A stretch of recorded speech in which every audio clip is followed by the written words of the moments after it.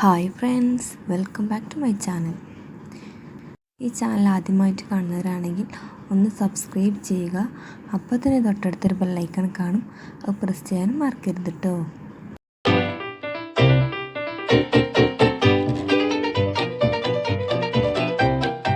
ഇന്ന് ഞാൻ വന്നിട്ടുള്ളത് പെട്ടെന്ന് തന്നെ തയ്യാറാക്കാൻ പറ്റിയിട്ടുള്ള ഒരു എഗ് കേക്കായിട്ടാണ് കേട്ടോ.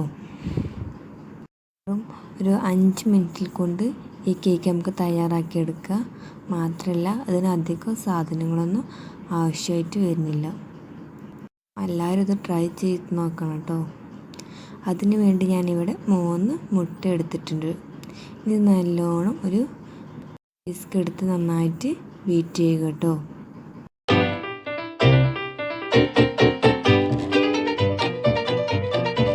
ഈ ഒരു പരുവത്തിലാകുന്നവരെ നന്നായിട്ട് ബീറ്റ് ചെയ്ത് കൊടുക്കുക.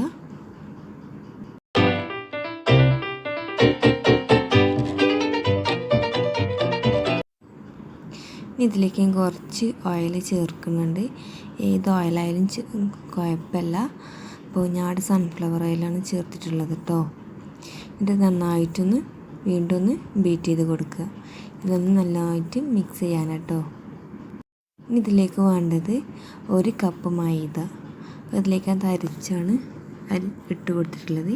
ഇത് നന്നായിട്ട് ഇതിലേക്ക് ചേർത്തിളക്കി കൊടുക്കുക. ഇതിലേക്ക് ആവശ്യത്തിനുള്ള മധുരവും ചേർത്ത് കൊടുക്കണം കേട്ടോ. അത് നമ്മളെ ഇഷ്ടത്തിന് ചേർത്ത് കൊടുക്കുക. ഞാനിപ്പോൾ ഇവിടെ പൊടിക്കാതെയാണ് പഞ്ചസാര ചേർത്തിട്ടുള്ളത്. പൊടിച്ചുകൊണ്ട് ചേർത്താലും കുഴപ്പമൊന്നുമില്ല. അപ്പോൾ ഈ പരുവത്തിലാകുന്നവരെ നന്നായിട്ട് ഇളക്കി കൊടുക്കുക കേട്ടോ. അതിലേക്ക് ഒരു പരുവത്തിലാകുന്നവരെ. ഈ കേക്ക് തയ്യാറാക്കാൻ പറ്റിയ പാത്രം എടുക്കുക. ഞാൻ ഈ സ്റ്റീൽ പാത്രമാണ് എടുത്തിട്ടുള്ളത്. ഇത് ഓയിൽ കൊണ്ടൊന്ന് സ്പ്രെഡ് ചെയ്ത് കൊടുക്കണം. എന്നിട്ട് ഇതിൻ്റെ മുകളിലൂടെ കുറച്ച് മൈദപ്പൊടി എടുത്തുകൊണ്ട് ഒന്ന് സ്പ്രെഡ് ചെയ്ത് കൊടുക്കുക കേട്ടോ. കണ്ടോ, ഈ ഒരു പരുവത്തിലാകുന്നവരെ സ്പ്രെഡ് ചെയ്ത് കൊടുക്കുക.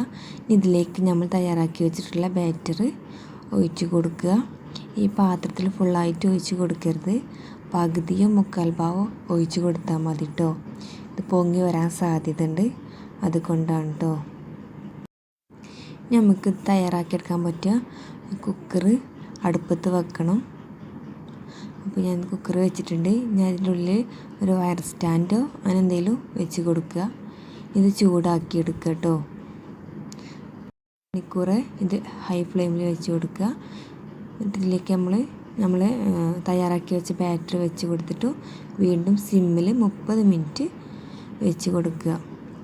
അപ്പോൾ നമ്മൾ കേക്ക് ഇവിടെ റെഡി ആയിട്ടുണ്ട്. ഇനി ഞാൻ ഇവിടെ പപ്പടക്കോലാണ് എടുത്തിട്ടുള്ളത്.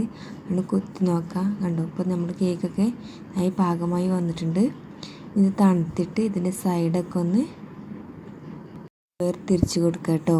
എന്നിട്ട് ഇത് നമുക്കൊരു മറ്റൊരു പാത്രത്തിലേക്ക് മാറ്റാം.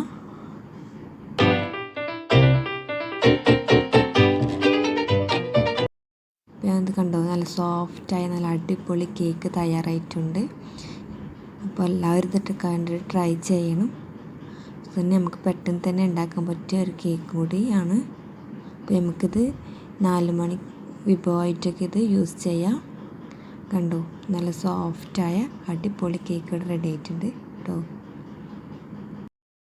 ഈ വീഡിയോ ഇഷ്ടപ്പെട്ടാൽ ലൈക്ക് ചെയ്യുക, ഷെയർ ചെയ്യുക, ഒപ്പം തന്നെ സബ്സ്ക്രൈബ് ചെയ്യാൻ മറക്കരുത് കേട്ടോ.